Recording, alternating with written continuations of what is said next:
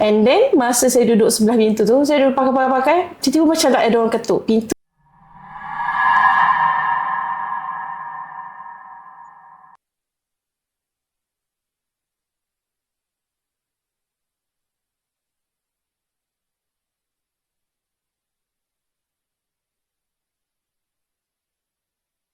Hello everyone, welcome back to Star Podcast. Jadi setelah sekian lama kita diam sedikit dengan episod-episod kisah seram kita, hari ini kita bawakan balik kisah seram kita dengan guest yang berbeza. Kecuali yang kat sebelah saya ni, kalau korang dah familiar dengan kita punya teman hari ni, kita ada bawakan seorang guest special kita, iaitu boleh kenalkan diri dulu. Nama yang diberi Zafira, tapi biasa kenalan panggil Zaf je.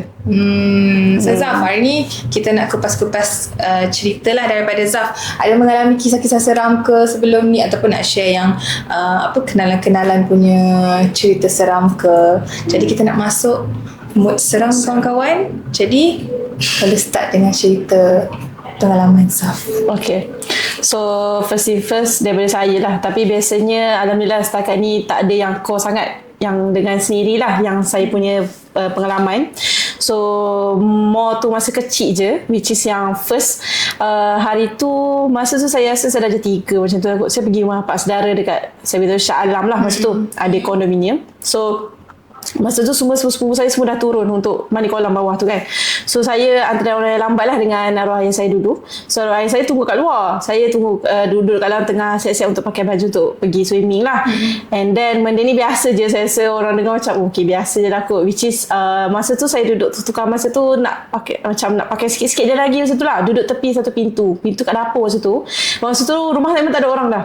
And then masa saya duduk sebelah pintu tu, saya duduk pakai, tiba-tiba macam tak ada orang ketuk. Pintu tu adalah pintu yang dekat dapur, yang orang nak masuk tu untuk pergi basuh baju yang luar beranda tu. Kan. So tak make sense lah ada orang masa tu, which is saya dah tengok dekat tingkat, dekat sink semua memang tak ada orang lah. So dengan ketukan macam tu je lah. So far yang tu je. Berapa kali ketukan?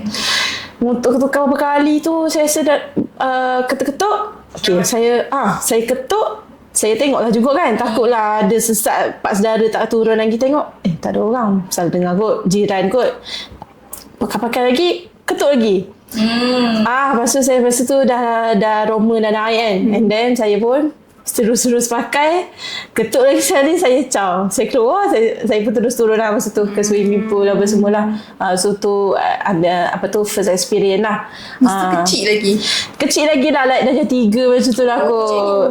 Darjah 3, darjah 2 macam tu, ingat sebab benda tu like masa satu bagi orang kata lock dalam fikiran kita kan. So memang kita ingat lah orang kata peristiwa tu. Siap. Tapi nak ke petang lah, senja-senja nak pukul 6:30, pukul 6. Masa tu kita orang baru nak waktu dia baru nak keluar macam mana, macam tu lah.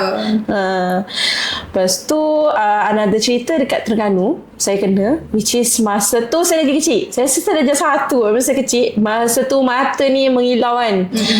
Masa tu saya nak main bowling dekat Terengganu. Masa tu pukul 9 macam tu, nak kat pukul 10 lah. Saya ingat lagi masa tu saya duduk dalam kereta, satu family. Saya duduk seat belakang lah, mak saya tengah cari parking apa semua. Saya menghadap yang cermin belakang yang ngadap kan. Kita berbudak kan ngadap belakang. Lepas tu tengok cermin belakang. Lepas tu kita menghadap lah satu bangunan kosong. Dan malam kan, mana ada, kalau office pun mana ada yang muka. So memang ada satu tu tak silap saya dalam 3 tingkat kot. Saya pun tengok mata kan. Aduh, tengok. Lepas tu ada satu tingkat tu tiba-tiba macam ada macam cahaya satu. Cahaya dari segi macam tu, macam contoh kat tingkap ni, kita pun macam ada orang tengok dari tingkap tu tengok kita. Lepas tu saya tengok macam ada cahaya dari segi figure dia, and then cahaya dekat dia je. Dia bukanlah bilik tu cerah buka lampu, bukan. Dia dekat dia je. Maksudnya cahaya tu berbentuk. Bentuk memang nampak dia je. Lepas tu saya tengok benda yang macam ni kan. Tengok gula-gula. Ya, masa tu saya ingat figure dia like macam hitam, mata merah, hitam muka dia. Walaupun tak ada nak jelas, tapi memang macam nampak cerah kat dia je. Memang cerah, and then mata merah tengok saya masa tu. Bila saya tunduk, and then saya buat seperti biasa lah. Tapi mak saya nampak lah. Jarak yang dekat? nak kata dekat tak, tapi bangunan tu macam ni, macam like kereta saya, bangunan ni sini je. Cuma nak kata saya tak tahu masa tu nak kata dekat ke tak, tapi masa jelas saya nampak benda tu. So macam satu betul-betul terfokus dekat dia. ya. Percaya. And then mungkin masa tu kita dah titik lah macam tu dah. Lepas tu apa reaksi? Memang saya senyap lah. Sebab masa tu saya dah dengar-dengar lah masa kecil-kecil dulu, kalau nampak apa-apa jangan tegur. Kan? So masa tu once saya nampak tu, saya terduduk and then saya senyap. Mak saya main bowling ke apa, saya senyap. Masa tu je lah. Tak bagi tahu. Tak beritahu lagi masa tu. Tapi dah besar sikit ni lah, baru kita cerita. Lama. Dah besar tu lah kita tu lah. Waktu kecil kita cerita pun mak kita macam nampak lain tu, macam tu lah. Masa positif tu, kan? Ya. So masa besar ni Alhamdulillah tak kena lagi lah. Which is yang terlekat dekat lift, rasa serban tu biasa je kot saya rasa. So far yang tu je lah kot. Experience saya untuk diri sendiri. Diri sendiri, betul? Okay. Sebab ada juga certain orang ni yang dia sendiri pun tak pernah rasa. Macam mana? Tak pernah, tak ada pengalaman kena kacau ke betul? Diri sendiri. So bila kena tu mungkinlah sebab tu, walaupun benda tu budak-budak berlaku masa awak kecil lagi, sekarang aku still ingat sebab jarang-jarang berlaku. Betul, memberi impact lah. Macam tu lah. Seram. Rasa ramai yang orang kata gula-gula tu memang seram. Betul. Itu yang saya paling takut. Saya boleh nampak jangan poci. Saya ingat satu cerita. Kejap. Tengah pregnant ke? Jom scan baby di Klinik Nova Terengganu. Bye. Jangan lupa datang So, based on pengalaman adik saya sendiri, dia belajar dekat Muazzam lah. So, dia punya cerita adalah masa tu, di balik tu, dia terus cerita pada saya. So, apa yang berlaku adalah dia cerita, masa tu kan setiap universiti atau college ke mana-mana yang kalau ada course, macam course A dia habis 20 hari bulan kan, ada course yang kedua mungkin 25 hari bulan. So cerita dia saya ni adalah dia antara course yang lambat lah balik, maksudnya course dia tinggal, yang lain semua balik. Jadi nak kabarnya, nak katanya asrama dia saya ni memang course dia orang je ada. Dan dia punya tempat belajar ni memang famous dengan keras lah. Memang sangat keras orang kata, sampai tahap keras, memang keras. So nak jadikan cerita, adik saya ni orang dia tak adalah pemberani sangat, tapi tak ada yang jenis takut. Kira dalam family saya dengan adik saya yang bongsu tu menakut sikit. Yang ni kira antara boleh lah. Kira yang berani sikit adik saya yang kedua ni lah. So make a short story, adik saya ni daripada dia duduk tingkat kedua kot, dia duduk tingkat bawah sekali lah, sebab memang tak ada orang lah. Which is nak exam esok memang terus balik je ni. So dia duduk bilik kawan-kawan dia lah. So kongsi je lah bilik kan, apa semua. So memang asrama sunyi lah. So apa yang ni, biasanya kalau ramai orang sekalipun, biasanya pukul 11 ke 12 biasa orang tak pergi ke toilet. Sebab memang biasanya akan ada berlaku lah apa-apa cerita apa semua kan. Jadi apa tadi kalau yang tak ada orang. Tapi adik saya biasalah kan, kita benda ni tak terduga sakit perut pula. Dalam pukul 11.30 macam tu lah, pukul 11. Ya, awal lagi masa tu 11.30. Okay. So cerita dia, dia pun nak pergilah, dia pergi toilet. So dia duduk tingkat bawah kan, dia pergilah toilet bawah. So biasalah tempat belajar ni lelaki lah tu, vandalism teruk. Pintu semua tak ada toilet, tak ada pintu lah. Yang ada pintu yang jenis pintu tu si alih lagi pergi bilik sini bilik sini. Jadi budak lelaki biasa takut dia kiadat, kawan-kawan dia kiadat ke apa, dia pun terus naik tingkat satu punya toilet sebab dia tingkat satu. Tak jadi yang tengah tu dia naik atas lah, sebab yang bawah tu teruk sangat toilet lain. Jadi dia pergi tingkat yang pertama tu. So dia pergi balikan diri lah. Pasal awak ingat kan dia asrama punya ni, kita masuk je pintu toilet yang first nak masuk tu, terus ada cermin kan, ada sinki, and then baru kita cross untuk pergi toilet lah. So adik saya nak masuk, melangkah satu je dekat pintu tu nak masuk, baru nak masuk toilet, dia dah nampaklah figure gula-gula cukup. Dia kata benda ni memang dia jelas di mata dia. Masa tu dah kita randomly di jalan, dia tengok bawah. Masa nak masuk tu, dia memang nampak figure putih depan, bukan depan dia, depan cermin tu. Senyum saya. Maksudnya masuk je tanda. Benda tu baru berlaku. Cermin betul-betul. Dia tengah ngadak. Sabar dulu, tak masuk lagi. Dia masuk tu, dia nampak ada putih tu, dia pun macam tengok gitu. Memang benda tu macam besar daripada kita, macam tinggi, memang gula-gula.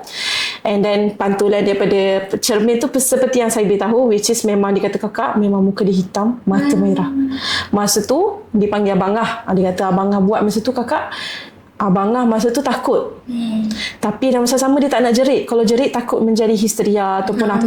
Kita lagi takut kan. Betul kan? Kita fikir logik pun kan. Jadi apa yang dia buat, dia langkah ke belakang. Dia turun sampai ke bawah. Tak jadi membuang. Tak jadi membuang. Tak rasa. Hilang terus. Jadi itulah cerita dia. Memang dia meremang. Dia balik bilik, dia senyap. Esok kan tu baru dia cerita kat kawan dia lah. So kawan dia kata ada juga, benarnya aku pun kena kau semalam. Masa kau pergi toilet tu, aku dalam bilik, almari. Tiba-tiba ada benda dalam almari kan. Macam itulah. Masa-masa senyap esok pagi tu lah masing-masing bercerita. Tapi, so memang asrama dia memang dia ada bagi tahu bau busuk ke apa? Sebab orang kata kalau macam poci ni dia busuk.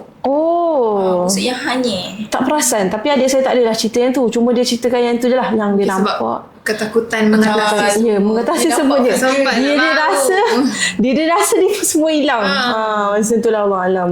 Dia tak berlari, dia macam dengan tenang. Dia ke belakang, and dia mungkin dia bagi ayam lah kot, turun apa semua, masuk bilik dia senyap. Dah tak jadi membuang masa tu.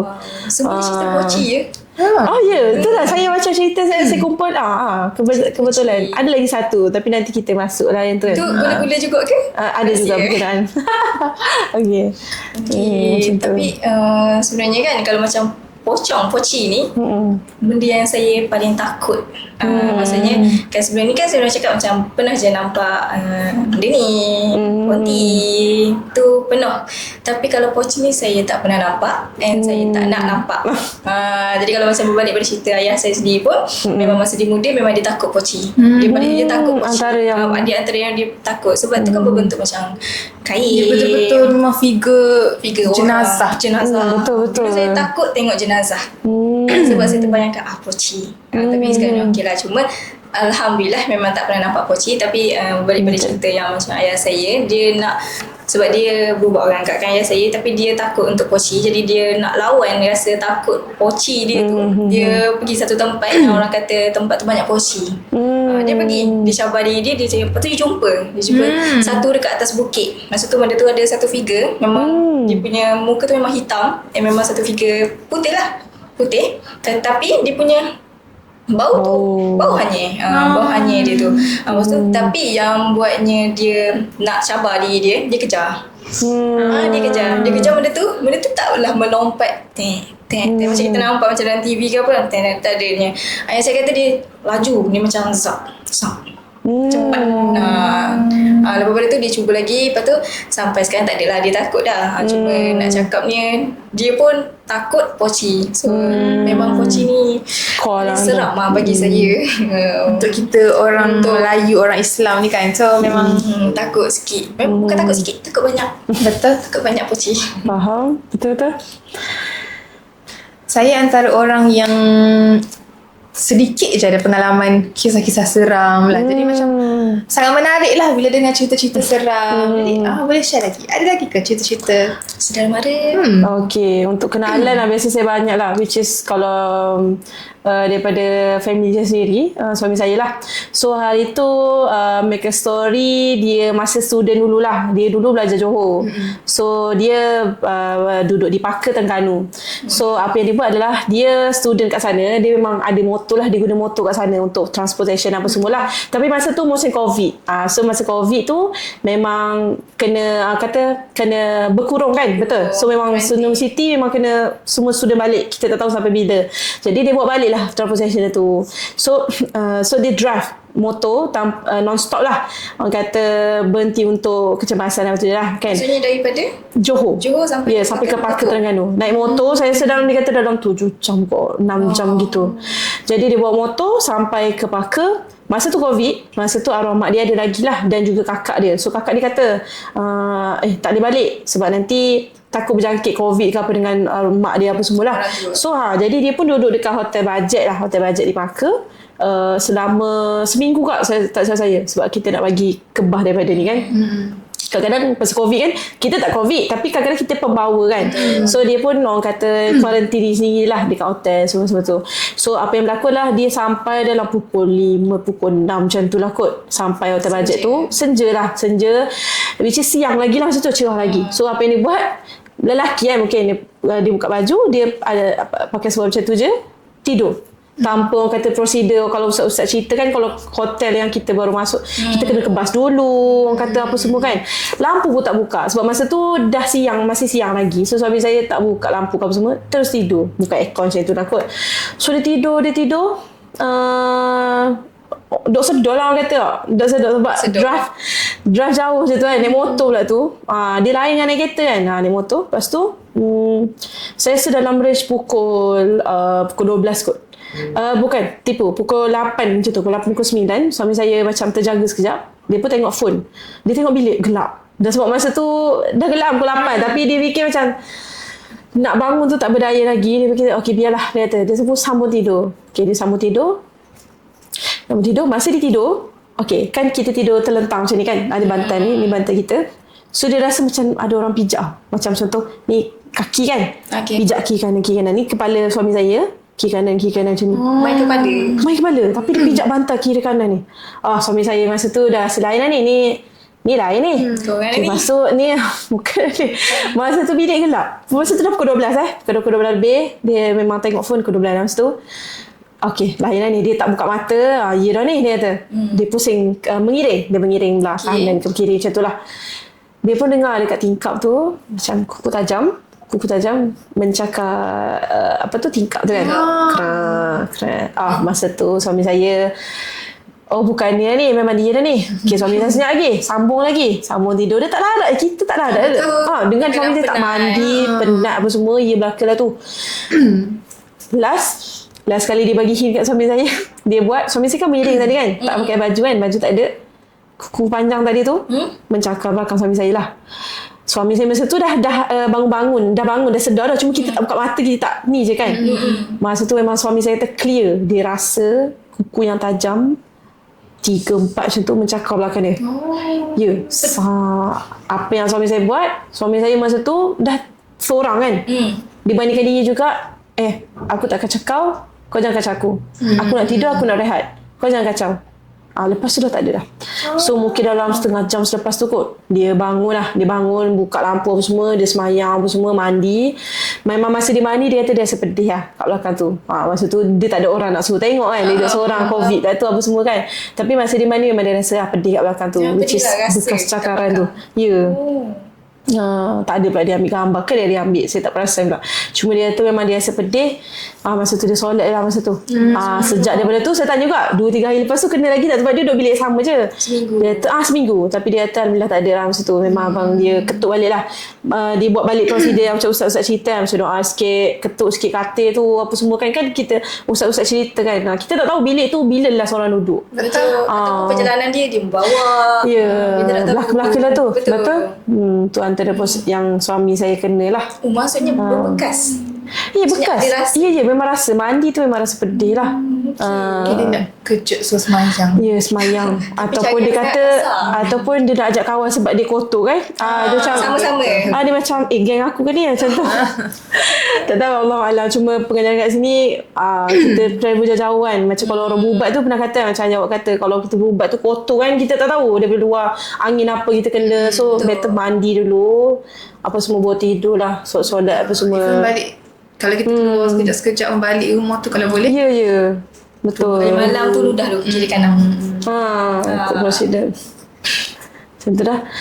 So tu suami saya yang pertama. Okay, cerita yang suami awak yang pertama. Bukan, sorry, pembetulan. Cerita suami saya satu je, tapi cerita yang pertama. Cerita yang kedua, masa tu dia kerja di Melaka. Masa ni dia dah kahwin lah dengan saya masa tu. So dia kena kerja kat Melaka. Kita orang PJJ lah. So dia duduk bilik sewa yang ada lelaki satu rumah macam tu lah. So apa yang berlaku, dia lepak malam. Dia lepak keluar. Rumah dia tu dia macam 2 tingkat. Macam mana, tapi tingkat atas rumah lain, bawah rumah lain. Kira rumah dia tu tingkat yang atas. Dia macam rumah ni lah kan. Dia punya bangunan tu, tepi tu macam orang Terengganu panggil gerok lah. Hutan lah. Semak samun. Okay, so back to cerita balik. Dia balik dalam pukul 11 lebih lah. Masa tu dia kata masa dia balik, dia on the way balik memang perjalanan dia gelap, and then dia rasa semacam dah sebenarnya.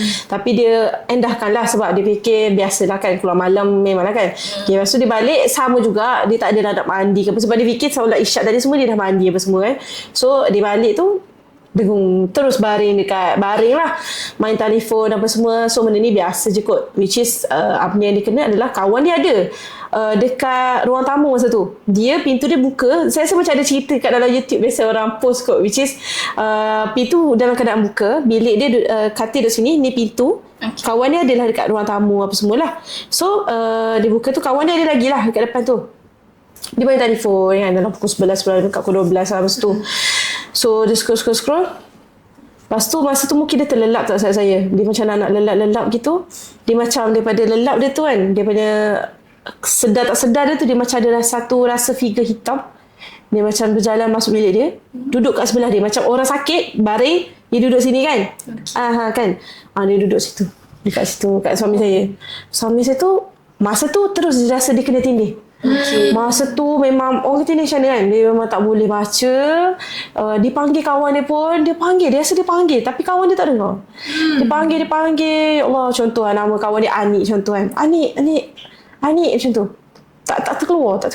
So memang, dan masa dia kena tindih memang dia nampak masa tu dia dah cerah mata, memang nampak figure hitam satu dekat tepi dia, tengah ada lagi dengan dia masa tu. Memang nampak masa dia kena tindih tu. Memang masa dia panggil tu, benda tu duduk tepi dia tu lah. So dia panggil tak jaga-jaga, tak, kawan dia tak perasan-perasan. So dia rasa lama juga, rasa dalam dekat 5 minit kot dia kata, 2-3 minit juga dia kena. And then lepas tu hilang lah benda tu. Dia terus bangun, dia tak ada cerita. Kawan dia orang lelaki kan, takkan nak jadi takut. Dia terus pergi ambil semayang. Dia ambil semayang, dia basuh-basuh kaki apa semua, ambil semayang, tu baru ada tidur balik. So macam tu lah. Tapi kan kalau macam kena tindih ni kan, saya banyak dengar cerita kalau macam kena tindih, dia memang akan nampak figure hitam dekat kaki dia, dekat tepi, ataupun memang dia akan nampak masa dia kena tindih. Dia kata nak baca apa-apa kan, dia memang akan nampak hitam ke, perempuan ke, berbulu ke, benda yang tindih dia. Memang dia akan nampak kebanyakannya. Tapi tak sure lah kalau orang yang tak nampak, tapi kebanyakannya dari saya dengar cerita nampak. So macam sama lah, antara duduk kat tepi, kat kaki, kat pintu. Dia memang akan ada nampak. Memang ada. So pernah ada pengalaman kena tindih? Setakat ni Alhamdulillah belum lagi. Alhamdulillah dah tak jauh. Saya tak pernah, walaupun saya kena teruk juga sebenarnya. Maksudnya banyak nampak sebenarnya, tapi Alhamdulillah saya tak pernah kena tindih. Tak ada pengalaman yang tak nak. Tak jauh lah, minta jauh kata. Betul. Sama lah, biasa pun dengar cerita je lah orang yang kena tindih. Dan pengalaman tu kadang Takut. scary lah. Scary. Lepas tu kadang kalau orang yang macam tak percaya ni, betul ke dia ni? Betul. Macam kan. Tapi itulah, orang kata kita tak boleh nak judge orang tu apa semua. Atas pendapat masing-masing dan kita sharing apa yang kita kena apa semua. Cuma itulah, kalau macam Nabi pun pesan kan, kalau nak tidur mengiring. Jangan tidur terlentang ataupun meniarat. Sebab apa? Sebab benda tu memang akan mudah attract lah. Sangat mudah untuk kena tindih. Sebab tu kalau macam kita permulaan, memang kalau nak tidur ke kanan, mengiring dulu. Tu basic lah tu. Basic. Cuma kalau boleh jangan meniarat. Meniarat ni bahaya sikit kalau untuk perempuan. Kalau once dia tindih pun kita susah nak. Ya, kita susah nak ni. Kita balikkan betul. Meniarat lagi lah kan. Orang kata terhempap daripada segi pernafasan apa semua kan. Betul. So dua-dua tu tak disyorkan untuk tidur. Tapi biasalah kan, kalau kita tidur kita tak sedar. Betul. Tapi permulaan tu lah. Macam Cik Auni kata permulaan tu. Betul.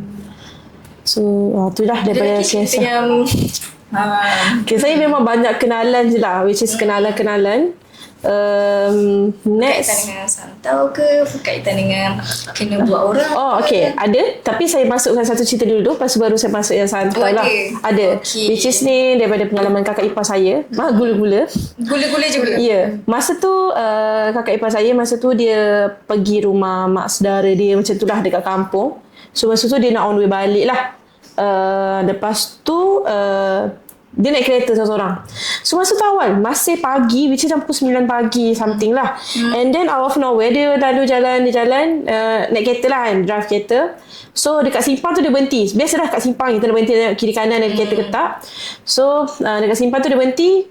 Tiba-tiba masa dia berhenti tu, dia ada satu aroma macam awak kata gula-gula memang busuk kan.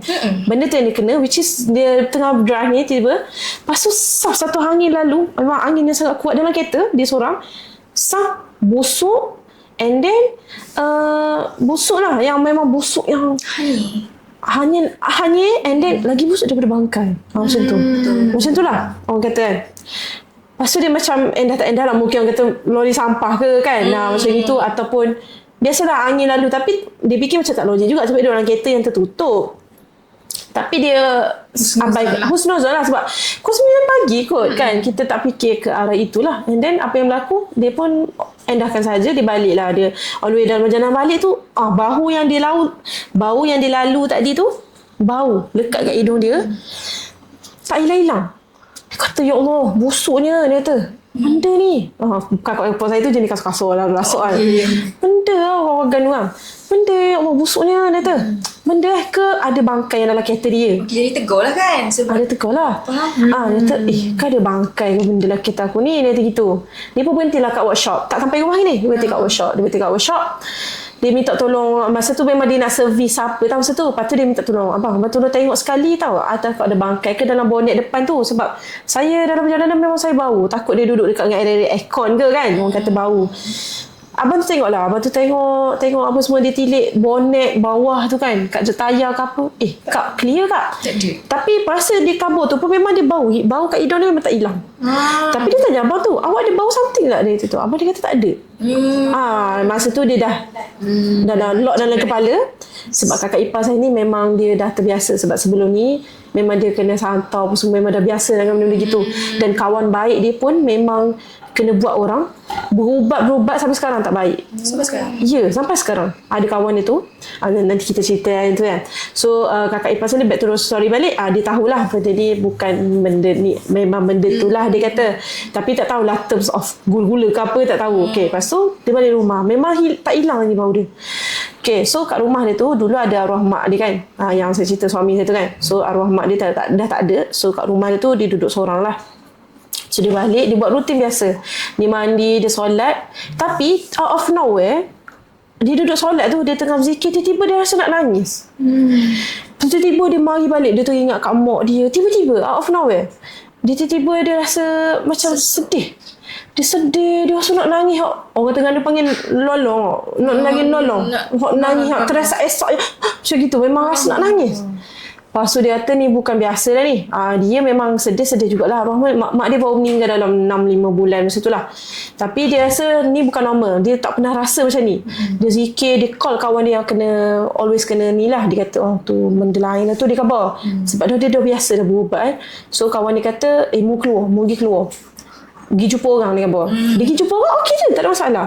So dia pun pergilah berubat dengan kawan dia tu. Ustaz tu kata memang benda tu adalah gula-gula yang dah expired, orang kata. Bahasa mudah dia macam nak dilupuskan.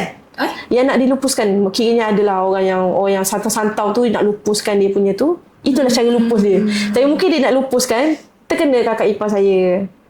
Kiranya yang reput. Gula-gula yang dah reput, yang sebab tu dia tamu guna dah.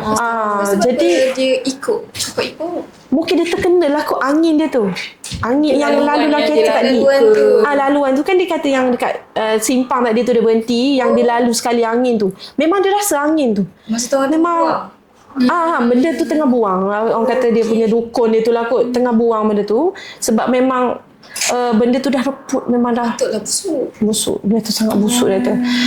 So macam dia kena tempias angin lah kot daripada gula-gula tu lah. So apa yang berlaku, dia memang pergi 2-3 kali jugalah berubat, ambil air apa semua. Dan memang dia kata benda ni memang dia akan suka, kalau dia menempel kat orang tu, memang dia akan suka buat orang tu menangis. Rasa nak nangis je. Rasa sebab macam dia kena lupus, jadi dia sedih. Ada perasaan tu. Wallahualam. Tapi ustaz tu cerita memang sebab tu emosi kakak ipar saya masa tu memang dia duduk saja je ni, tiba-tiba ingat mak dia. Lepas tu yang rasa macam nak nangis, yang kalau kita ikut memang mungkin kemungkinan besar kita kena murung. Betul, murung. Betul. Menangis, murung. Lepas tu mungkin dia akan adapt. Maksudnya dia ganggu emosi lah. Ya, dia ganggu emosi kita. Macam tu. So dia kata, awak memang kena keluar. Kena keluar jumpa orang. Lupakan. Baca adalah. Lepas tu dia pakailah. Apa tu, minyak wangi bidara. Yang tu memang sangat perlu. Bidara. Kasturi kan. Kasturi. Lama cukup lah. proses dia? Lama kau. Proses masa tu kita orang baru kahwin, saya dengan suami baru kahwin. So memang dia memang duduk seorang, memang seorang.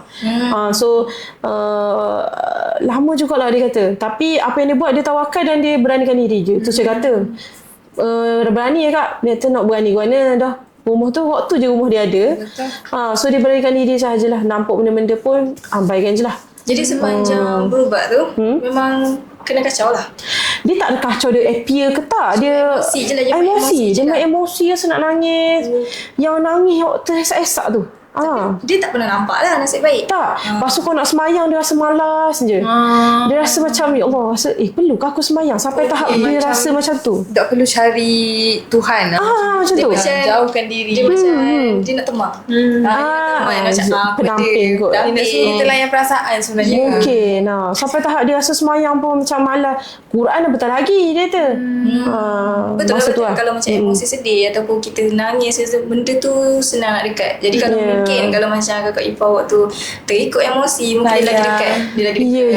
Betul. Mungkin dia nak dekatkan diri kan dengan kakak ipar macam mana. Tapi masa tu memang kakak ipar saya call dah kawan saya tu, sebab dia rasa dia lain lah ni. Lepas tu dia cerita apa yang peristiwa dia pagi tadi tu, yang dia bawa semua. Tu lain dah. Dia mau keluar dia kata. Satu lagi sebab dia berkasan.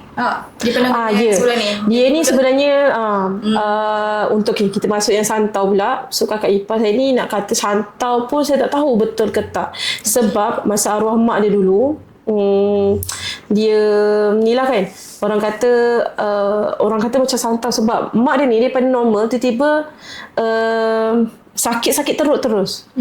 Tapi wallahualam lah, saya tak nak masuk sangat lah sebab adik-beradik pun tak adalah nak cerita sangat kat saya. Cuma ada, macam kita orang assume takut kena buatan orang. Cuma tak tahulah nak jadi ke cerita balik. Lepas mak dia meninggal, rumah tu memang dikacau. Banyaklah. Ada orang kata sebab kakak ipar saya ni dia kena buat dengan orang. Kakak ipar saya ni belum kahwin. So ada orang kata yang berkasan dulu macam nak kat dia tapi tak dapat. Dia macam, orang kata kalau orang lelaki luar nak berkenangan dengan dia, kalau kita tengok muka kakak ipar saya tu macam tak cantik tau. Dan itu jodoh lah. Ataupun kalau orang nak kenal dengan dia pula rasa macam saya tak nak. Saya tak nak.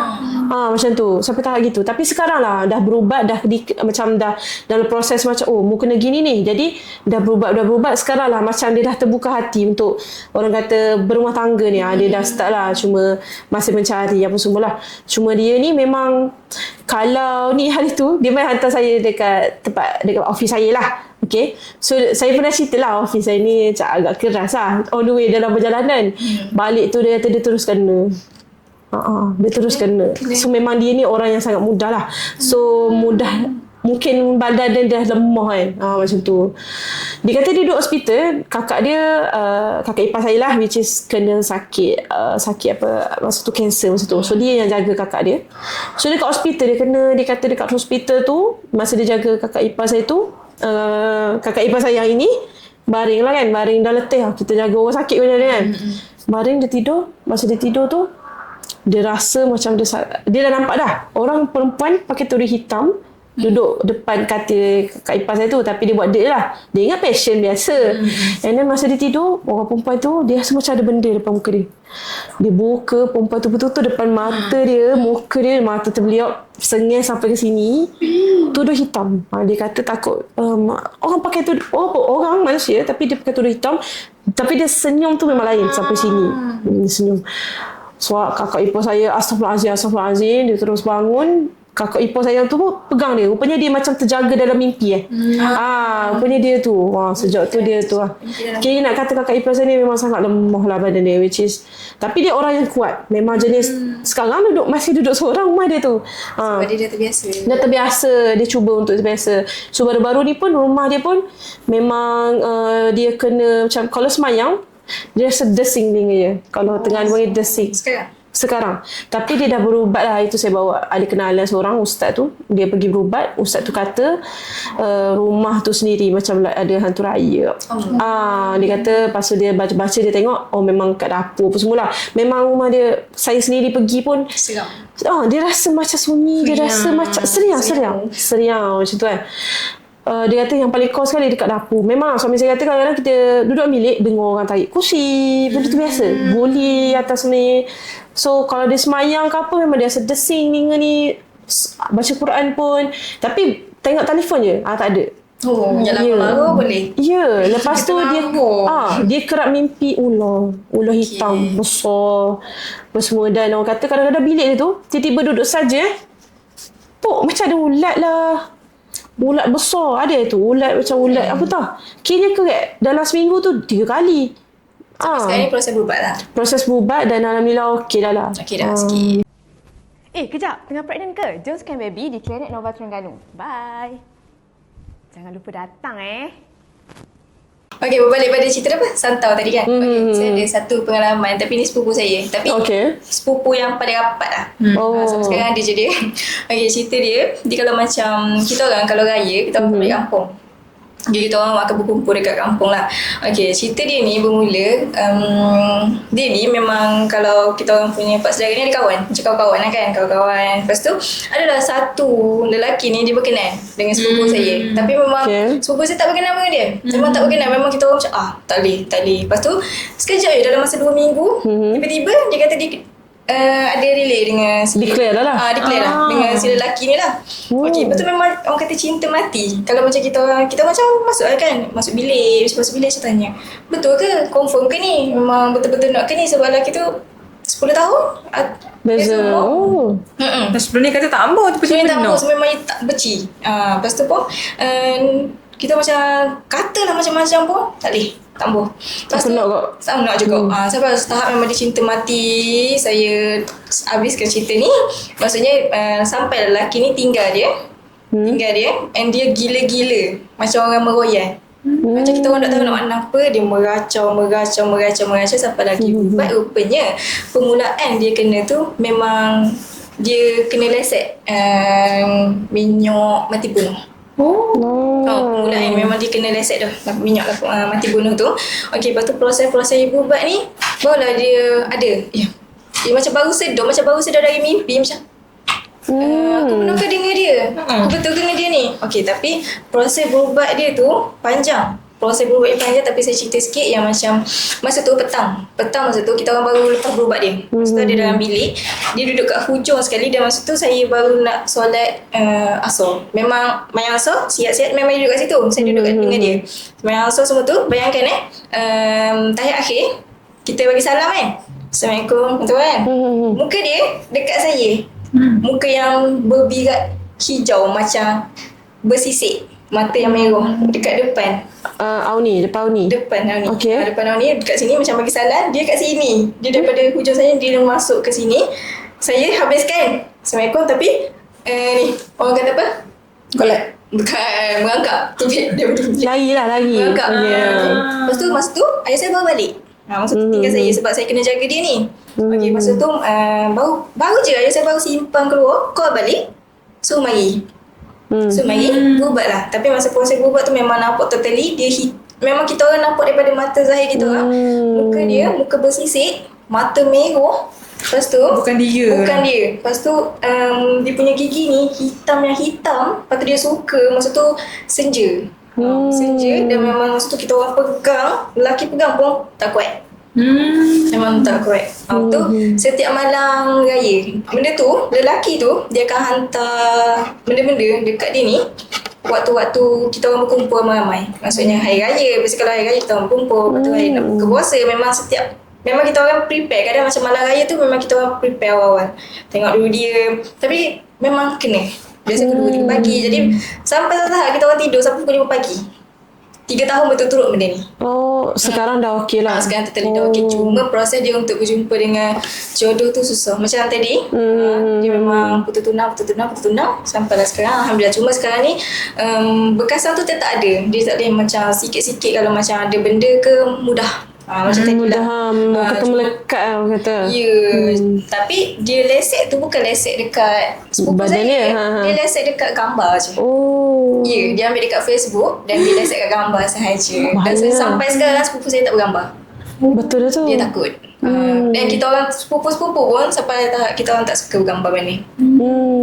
Daripada pengajaran Sejak cerita daripada tu. situ. Sebab kita orang nampak dia meroyan. Dia memang aku nak dia. Tak ingat pun. Tapi itulah bahayanya lelaki kalau minat and dia akan buat gila-gila apa saja. Tapi sekarang ni Alhamdulillah okey dah. Cuma proses dia tu 3 tahun. Bayangkan lah, banyak mana misteri je. Tapi tak nak cerita kat situ lah, panjang. Tapi Kalau nak lagi, komen. Cukup. Minta guest kita seterusnya. Cuma kisah saya tu yang tu je lah seram. Sebab mari dekat masa tu tengah solat. Tengah solat dia duduk kat tepi. Dan dia paling rapat dengan saya. Sampai sekarang. Cuma kalau berkaitan dengan santau tu banyak. Saya banyak je kisah santau saudara-saudara. Betul. Tapi stop sampai situ. Okay. Dan itulah sedikit sebanyak perkongsian cerita seram kita hari ni. Harapnya seram lah bagi korang. So boleh komen cerita mana yang paling seram, dan kalau korang nak kita jemput lagi ke untuk next episode, boleh komen-komen juga. Terima kasih untuk Zafira hari ni bersama kita dalam studio Star Podcast. Terima kasih juga jemput. Sama-sama. So jumpa lagi di next episode. Bye.